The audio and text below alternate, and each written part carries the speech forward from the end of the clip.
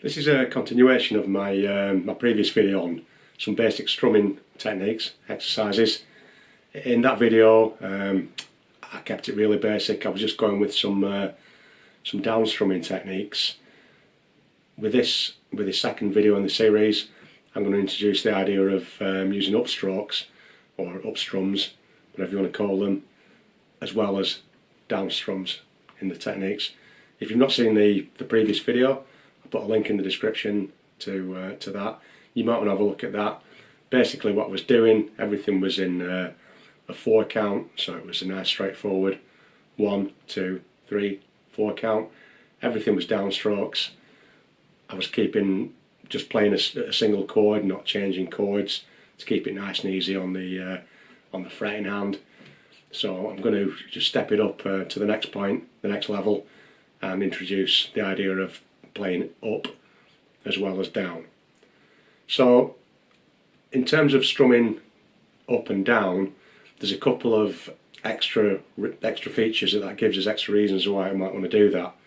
So there's two things that using an upstroke or an upstrum gives us, rather than just using a down strumming technique.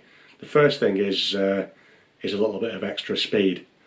Now speed's not that important in terms of we're not just trying to play as fast as possible.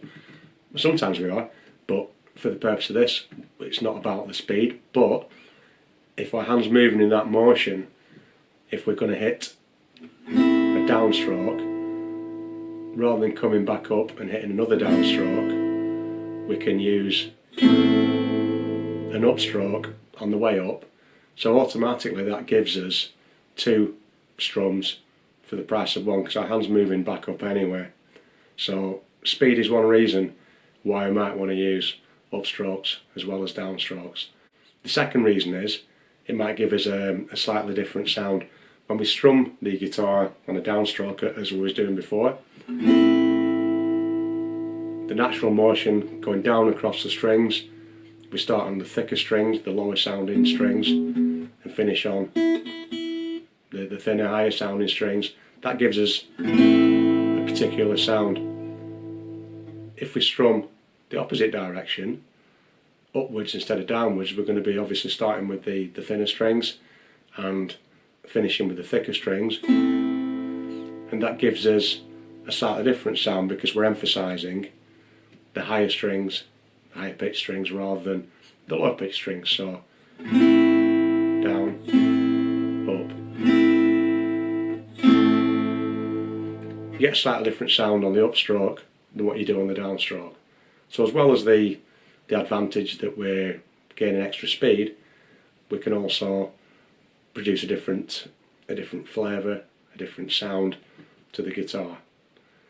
It might sound a little bit complicated.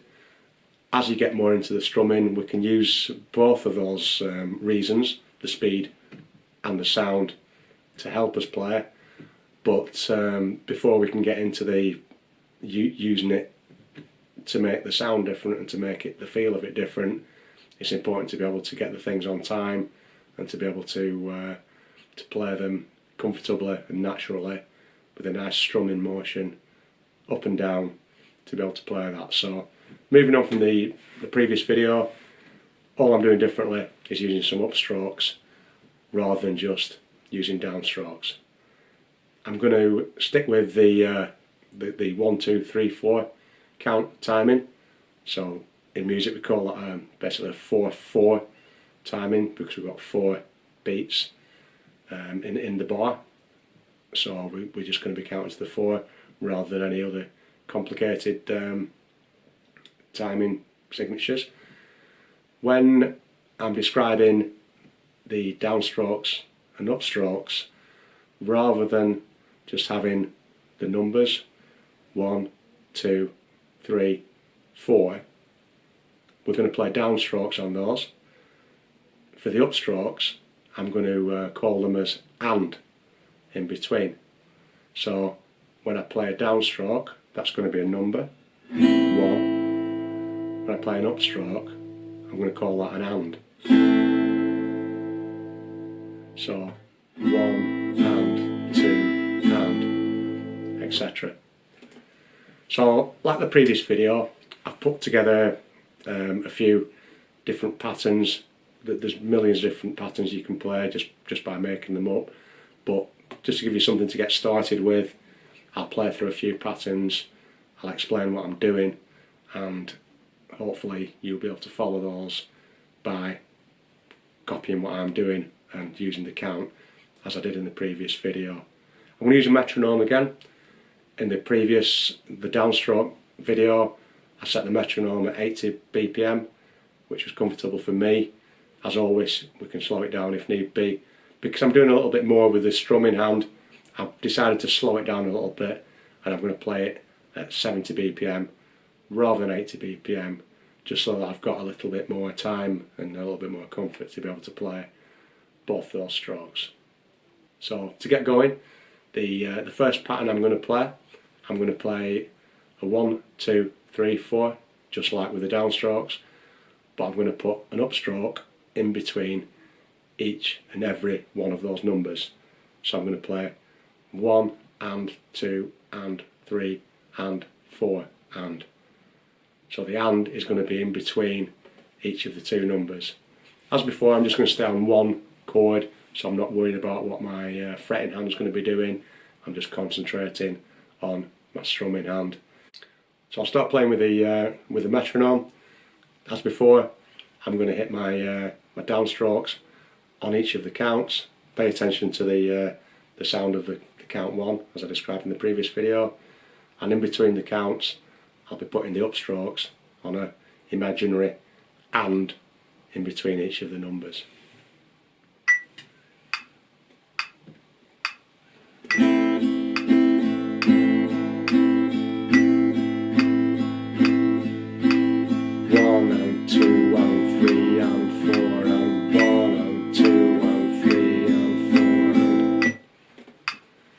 So I'm playing a downstroke on each of the numbers there and an upstroke on the and in between. That's the simplest way that we can play that. So basically we're just doubling up on what would be a downstroke pattern. So in between every downstroke I'm going to play the little and upstroke as well. Change it up slightly, and this is where we need to get a little bit more perhaps thinking about the timing, what we're playing.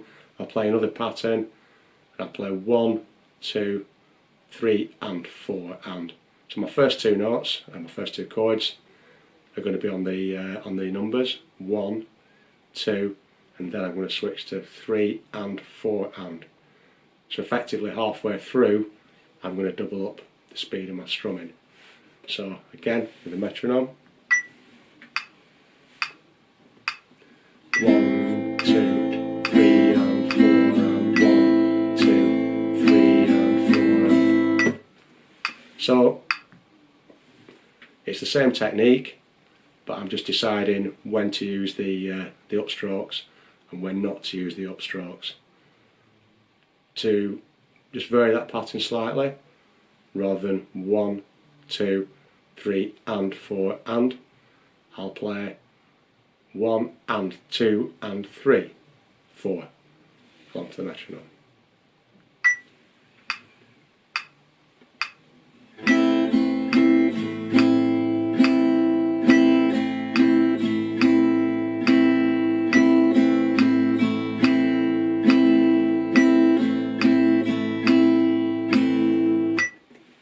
So it's the same as the previous pattern, but I'm playing the ands at the start of the bar rather than at the end of the bar.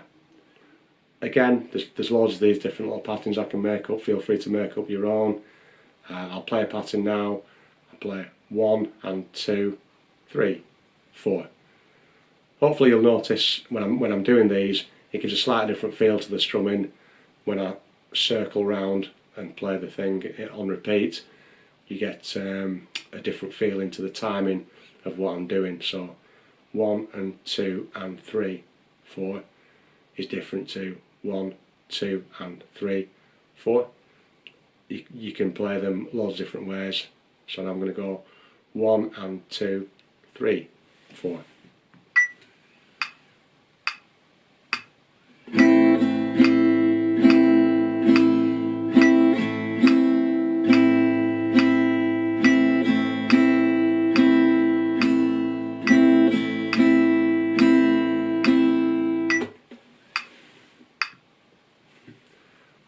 Another pattern, I'll try 1, 2 and 3, 4. 1, 2 and 3, 4.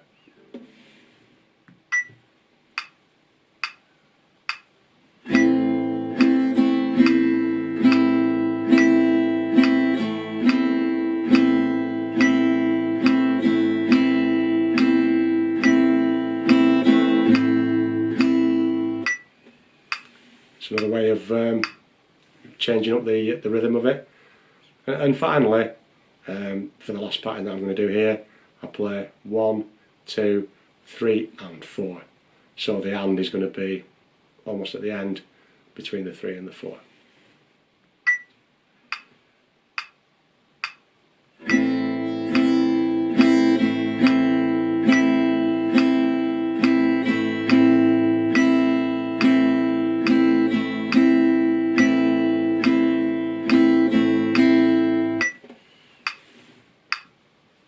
Again, as with the previous video, you can play it either with your thumb or with a plectrum. It doesn't make any difference to the exercise. I'm using my thumb. The main reason I'm using the thumb, by the way, is because it's a little bit quieter than using the plectrum. I did try doing it with the plectrum, but I found that the extra volume of the plectrum was drowning out the metronome. I could still hear it, but it wasn't coming across so well on the video. So, just for the purpose of making these videos with the strumming, I've chosen to use my thumb so that hopefully you can hear the ticks on the metronome quite clearly. So, as with the other video, it's important to get your downstrokes on the numbers accurately. If you're not okay with that, have a look at the previous video just on the downstrokes before perhaps having a go at the downs and the ups. But all I'm doing is, because my hand's moving back up anyway to get the next downstroke, I'm playing the strings on the upstroke and I'm varying where I put those strokes to make the different strumming patterns sound differently.